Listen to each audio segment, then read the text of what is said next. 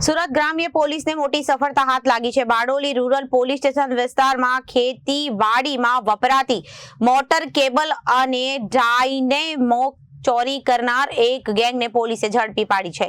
પોલીસે આ મામલે કુલ 4 આરોપીની ધરપકડ કરી અને 1,71,840 રૂપિયાનો મુદ્દામાલ જપ્ત કર્યો છે। સુરત રેન્જ આઈજી પ્રેમવીરસિંહ અને સુરત ગ્રામ્ય એસપી રાજેશ ગડિયાના માર્ગદર્શન હેઠળ બારડોલી રૂરલ પોલીસ સ્ટેશન વિસ્તારમાં સતત વધતી ચોરીની ઘટનાઓને રોકવા માટે એક ખાસ ટીમ બનાવવામાં આવી હતી।